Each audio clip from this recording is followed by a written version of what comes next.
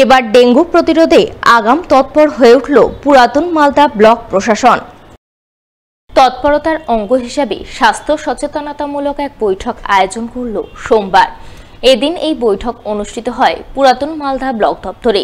বৈঠকে হাজির ছিলেন পুরাতন মালদার বিডিও সেজুতি মাইতি পাল, ব্লক স্বাস্থ্য আধিকারিক জয়দীপ মজুমদার সহ অন্যান্য প্রশাসনিক আধিকারিকরা।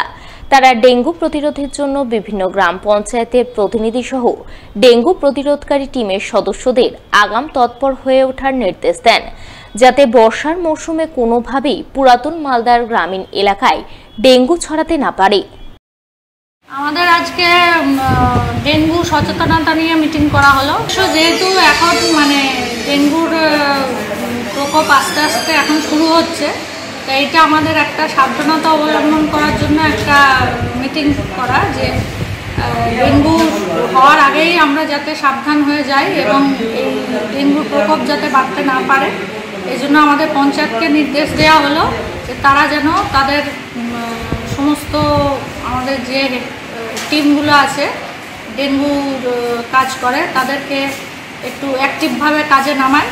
স্কুলগুলো ক্লিনিং করতে এসআই সাহেবদের বলা হলো এবং বিএমএ সাহেবদের এন্ড থেকে আমাদের বিভিন্ন লিফলেট বিলি করা হলো, অ্যাওয়ারনেস ক্যাম্প করার কথা বলা হয়েছে এবং এর সঙ্গে আপনার বিভিন্ন জায়গাতে মাইকিং করার কথা বলা হয়েছে এবং যেখানে যেখানে জ্বরের বা রাত্রিবেলা মশারি টাঙিয়ে শোয়া, এই যে ছোট ছোট ব্যাপারগুলো যেগুলো আমাদের ডেঙ্গুর থেকে আমাদের সাবধানতা অবলম্বন করবে, সেই উদ্যোগটা নিয়ে আমাদের আজকে মিটিং করা হবে।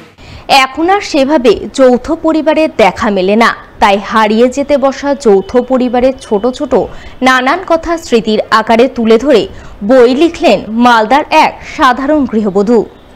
তার নাম গীতা দত্ত, বাড়ি মালদা শহরের দক্ষিণ সর্বমঙ্গলা পল্লী এলাকায়। স্বামীর নাম অসিত দত্ত, পেশায় অধ্যাপক। অসিতবাবুর প্রযত্নেই গীতা দেবী যৌথ পরিবারের সুখ দুঃখ স্নেহ ভালোবাসার নানান দিক তুলে ধরে বই লিখেছেন। বইটির নাম যেদিন গেছে হারিয়ে।